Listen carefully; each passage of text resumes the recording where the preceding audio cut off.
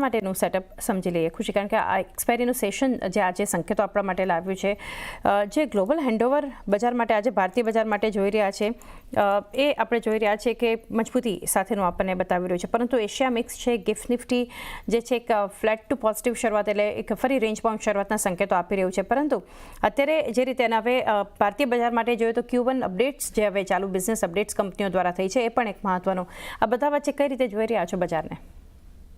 તો હમણાં જેવી રીતના આપણે હમણાં જોઈ રહ્યા છે બજારને જોશું આપણે તો સારા એવા ન્યૂઝ આવી રહ્યા છે, જેમ કે આપણે જોયું કે યુએસનું પણ હમણાં ન્યૂઝ આવી રહ્યું છે કે યુએસ અને ઇન્ડિયાની ટ્રેડ અગ્રીમેન્ટ થવાની છે. કાલે આપણે જેમ જોયું યુએસ અને વિયેતનામની સીની પણ ડીલ થઈ, જેના વજહથી સારો એવો એક્સપોર્ટ્સ અને ટેરિફનો જે આપણા પાસે ડેડલાઇન હતું જુલાઈ 9નું, એના વજહથી આપણે જે માર્કેટમાં થોડા એવા વોલેટિલિટી સેશન્સ રહ્યા હતા એના એ ન્યૂઝના કારણે, તો એ થોડું આપણને પ્રેશર ઓછું થવામાં જતું આવી રહ્યું છે, જેના પછી આપણે જોઈશું તો ઇક્વિટી માર્કેટ્સને થોડું આનું એવું એક એડવાન્ટેજ મળી શકે છે ગોઈંગ ફોરવર્ડ, અને એના વજહથી આપણે સ્ટોક્સમાં સારી એવી મૂવમેન્ટ આને જોઈ શકીએ છીએ.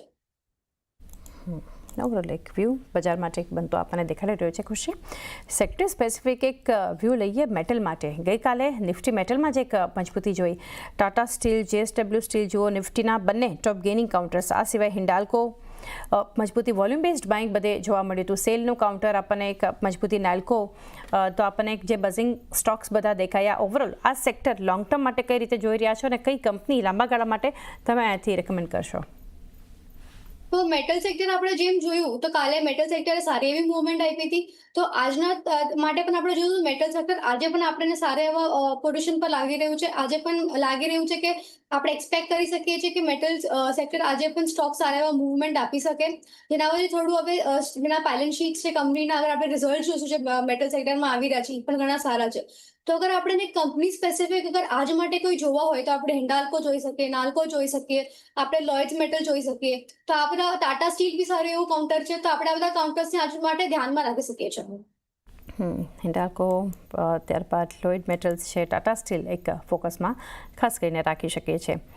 ત્યારબાદ M&M ફિનાન્શિયલ એક વ્યૂ ખુશી એના પર લઈએ, કારણ કે બિઝનેસ અપડેટ્સ આવી છે એટલા માટે આ સ્ટોક આજે આપણે ફોકસમાં રાખીશું, પરંતુ લોંગ ટર્મ માટે વ્યૂ જાણીએ, કારણ કે કુલ ડિસ્બર્સમેન્ટ 1% વધારો બતાવી રહ્યું છે, બિઝનેસ એસેટ્સ વધ્યા છે, કલેક્શન એફિશિયન્સી કંપનીની અહીંયાથી વધી છે, જે અપડેટ્સ Q1ની આવી છે. કઈ રીતે સલાહ આપશો M&M ફિનાન્શિયલના ફંડામેન્ટલ્સ પર? તો M&M ફિનાન્શિયલ તો આપણે કાલે રિઝલ્ટ જોયું છે ઘણું સારું એવું આવ્યું છે કંપનીનું, કંપનીના જે લોન છે, અસેટ્સ છે, ડિસ્બર્સમેન્ટ્સ છે, એ સારા એવા ટકામાં આપણે એમાં વધારો જોઈ શકીએ છીએ. તો એમાં આપણે જેનું ઓપરેશન્સ છે જેના વજહથી એનું જે આપણું માર્જિન્સ છે, ફાઇનાન્શિયલ પ્રોફિટ છે કંપનીનું, એ આપણે વધતું જોવામાં આવી રહ્યું છે. ગોઈંગ ફોરવર્ડ પણ આપણે કહી શકીએ છીએ કંપનીનો આપણે સારા એવા રિઝલ્ટ એક્સપેક્ટ કરી શકીએ છીએ, અને જેના વજહથી આપણે કંપનીમાં સારો એવો મૂવ પણ આવતા જોઈ શકશું. તો એક વ્યૂ પોઝિટિવ M&M ફિનાન્શિયલ પર બનતો જોઈ રહ્યા છે. આ સિવાય ઘણી બધી બેંક્સની અપડેટ્સ પણ આવી છે, તો એક વ્યૂ PNB માટે લઈએ ખુશી. બિઝનેસ અપડેટ જે રીતે આવી છે, PNBની ગ્રોસ બિઝનેસ 11.6%થી વધ્યા છે. સ્થાનિક બિઝનેસમાં વધારો, ગ્લોબલ ડિપોઝિટ, સ્થાનિક ડિપોઝિટ, એડવાન્સીસ, આ બધામાં એક આપણને વધારો બતાવી રહ્યો છે. અત્યારે જે બિઝનેસ અપડેટ્સ આપણને PNB માટે આપતી દેખાડી રહી છે, આપ કઈ રીતે સલાહ આપશો? PNBનું આપણે રિઝલ્ટ જોઈ રહ્યા છીએ, એ પણ આપણે કાલે સારું એવા પોઝિશન પર આપણે કાલે જોયું આપણે રિઝલ્ટમાં સારો એવો વધારો આવ્યો છે. તો કંપનીનું જે રેવન્યુ છે એના ઓપરેશન્સ ઇમ્પ્રૂવ થતા આવી રહ્યા છે. અગર આપણે બેલેન્સ શીટ જોશું તો બેલેન્સ શીટ પણ કંપનીની ઘણી એવી સ્ટ્રોંગ રિપોર્ટ કરી છે. કંપની એના રિઝલ્ટ વધાર્યા છે. એ લોકોએ થોડું એ લોકોના ડેટ પર ફોકસ પણ રાખ્યું છે, જેના વજહથી આપણે નેક્સ્ટ ગોઈંગ ફોરવર્ડ અને ટર્મમાં પણ આપણે PNB બેંકના ઓપરેશન્સ અને એનો રેવન્યુમાં સારો એવો વધારો આપણે ઉપરના તરફ જોવામાં આવી શકે છે. એક વ્યૂ બનતો જોઈ રહ્યા છે PNB, પણ આજે એક ફોકસમાં રાખીશું.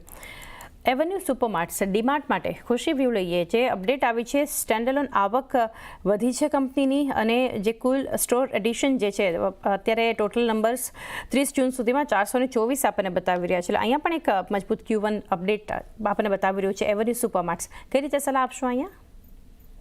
એવન્યુ સુપરમાર્ટ્સ અગર આપણે જોશું તો કંપની બહુ સ્ટ્રોંગ છે, બહુ રેપ્યુટેડ કંપની છે, કંપનીનો બિઝનેસ પણ સારો એવો છે. રિટેલ સાઇડમાં કંપનીનું જો આપણે અગર માર્કેટ શેર જોશું રિટેલ સાઇડના સેક્ટરમાં, એ પણ સારો એવો હોલ્ડ પોઝિશન કરી રહ્યો છે.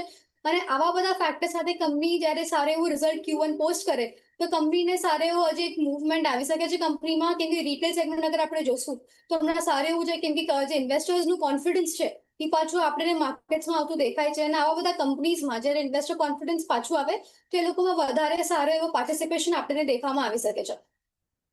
એક વ્યૂ અહીંયા પણ એક પોઝિટિવ છે અને મજબૂત અપડેટ્સ પણ આપણને એવરેજ સુપરમાર્ટ્સ બતાવી રહ્યો છે. એક નજર આજે રાખીશું ડીમાર્ટના કાઉન્ટર પર. ગઈકાલે એક સ્ટોક બઝિંગ હતો ખુશી, ટાટા કમ્યુનિકેશન, જે બ્રોકરેજ હાઉસીસના રિપોર્ટ બાદ ખાસી પોઝિટિવિટી આપણને મેક્વારીનો સુપર બુલિશ રિપોર્ટ આવ્યો સ્ટોક પર. ખાસી મજબૂતી F&Oના ટોપ ગેઇનિંગ કાઉન્ટર્સમાં આપણને જોવા મળ્યું. ટાટા કમ્યુનિકેશન અને 1807ના લેવલ્સ પર લગભગ 5% મજબૂતી સાથેનું ક્લોઝિંગ છે. પરંતુ ફંડામેન્ટલી કઈ રીતે જોઈ રહ્યા છો આ સ્ટોકને, આ કંપનીને? ટાટા કમ્યુનિકેશન્સ અગર આપણે જોશું તો કમ્યુનિકેશન સેક્ટર ઓવરઓલ હમણાં સારા એવા પોઝિશનમાં સ્ટેન્ડ કરે છે હમણાં એઝ અ સેક્ટર પણ. અને ટાટા કમ્યુનિકેશન અગર આપણે ફંડામેન્ટલી કંપની વાઇઝ જોશું તો એ પણ સારા એવા એના કાઉન્ટર્સ હમણાં આપણે જોઈ શકીએ છીએ, કેમ કે રેવન્યુમાં સારો એવો ગ્રોથ આવી શકે છે એના અંદર. અને પ્લસ કાલે પણ આપણે જ્યારે જોયું કે કાલે કંપનીએ સારો એવો મૂવમેન્ટ પણ આપ્યો છે, તો એમાં એક્સપેક્ટેડ છે કંપની નવા કોન્ટ્રાક્ટ્સ કરી રહી છે, હમણાં નવું એક્સપેન્શન કરી રહી છે. કંપનીએ નવા પાર્ટનર્સ ગોત્યા છે, જેના વજહથી કંપનીને હજી સારા એવો રેવન્યુમાં પણ આપણે વધારો જોઈ શકીએ છીએ.